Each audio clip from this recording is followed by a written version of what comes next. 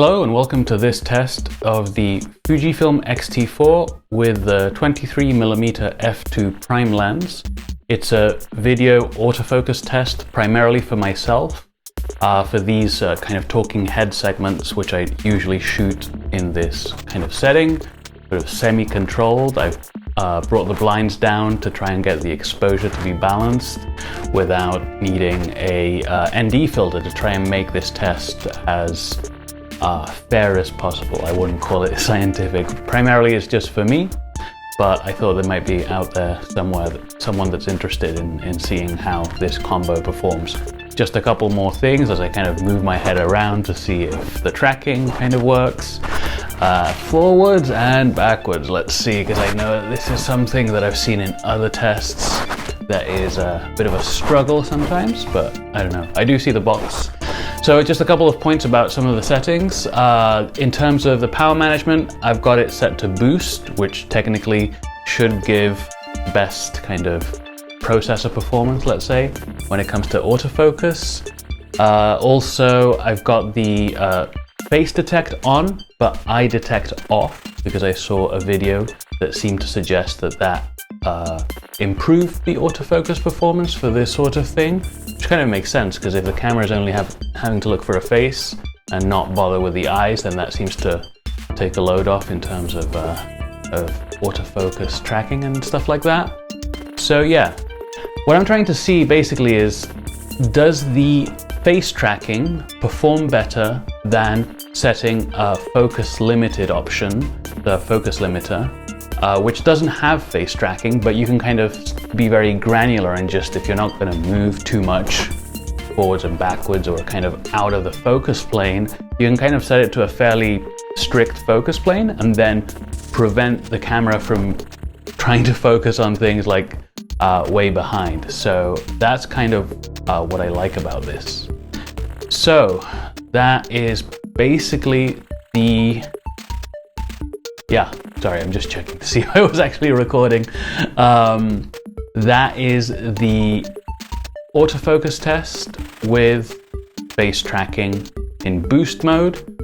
Maybe also some points about the format that I'm shooting this in. So it's 4K, 25p, using the 400 megabyte per second data rate in long GOP compression, or long GOP compression, I guess is what it's called. So yeah, I think now it's time to switch over and set up the focus limiter. I'm going to try and set it to probably just beyond the minimum focus distance to kind of be able to track this sort of movement, and then just right behind where I am to then kind of lock off the background, essentially, because that's the point of the focus limiter. So let's see how that goes. Okay, this is now the second test. So now I am using the focus limiter, same video format settings and everything else. Shutter speed is set to 50, 1/50, I'm sorry. And then because I'm shooting in 25p, and then also the lens is wide open, so it's at f2, which I forgot to mention earlier.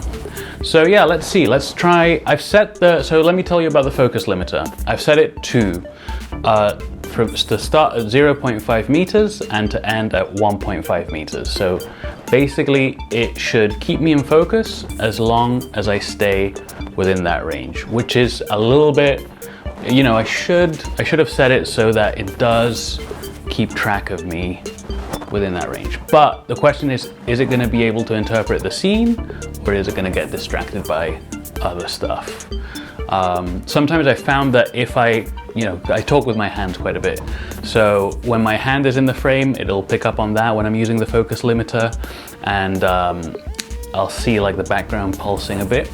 So that's something that I'm interested to look at, if in the previous test with the face detection mode on, whether that is limited or that is minimized, and maybe see how this compares to that, basically how using the focus limiter versus using the face detect mode. Because one thing to keep in mind is that the focus limiter does not have face detection. That's actually something that I really wish Fujifilm would add in a firmware update, because I can't imagine it is, you know, it's not like a huge new feature. It's, you know, just a refinement of the existing feature.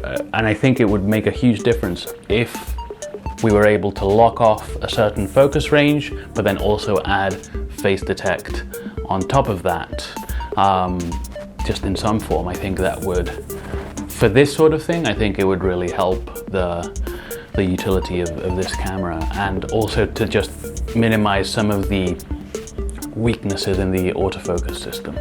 So anyways, I'm gonna move backwards and forwards. I think I'm still within the focus range. Go side to side a bit. Yeah, so there we are. I think also what I'm gonna do is I'm gonna do these same tests, but setting the lens to f2.8, so closing it down just a bit to see if that improves or changes the autofocus performance, both in the focus limiter mode and then also in the face detect mode. So that's next. Okay, so now we are in face detect mode at f2.8 on the 23mm f2 lens. Just a reminder, this is using the Fujifilm X-T4 camera. Just kind of talking to talk here. I'm gonna move backwards and forwards, so forwards and backwards, rocking motion like this, just to see how it's tracking my face, and then from side to side. Also, I wonder if glasses affect the face tracking and face recognition. I mean, I don't know, it doesn't seem to. I think it does affect the eye detect though, because when I had eye detect on, yeah, I think it would struggle a little bit. So I think, for me at least, going with face detect only is the way to go. So yeah, let's try pretty close and further back. This is not something that I would normally do in a talking head segment, but hey, we're stress testing the camera, seeing how it goes. So yeah, there we go. Okay, so now maybe the picture is a little bit darker. I'll try maybe to compensate it in post, maybe not, we'll see. But we're at f2.8 with the rest of the settings still the same.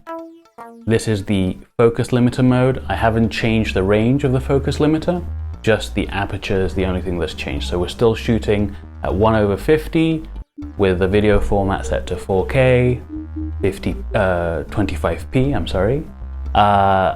And 400 megabytes per second data rate.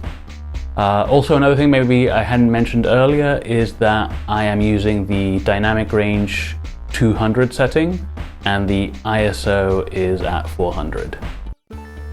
This is because dynamic range 200% means that the minimum ISO for that dynamic range setting is 320, just to kind of boost the exposure just a tad, set it to 400. So let's try this again, backwards and forwards. Whoa. Let's see how this comes out. A bit of lateral movement. Yeah. I wonder how it's tracking this. Because again, with a focus limiter, you don't have the face detection, so it's all about just identifying the scene.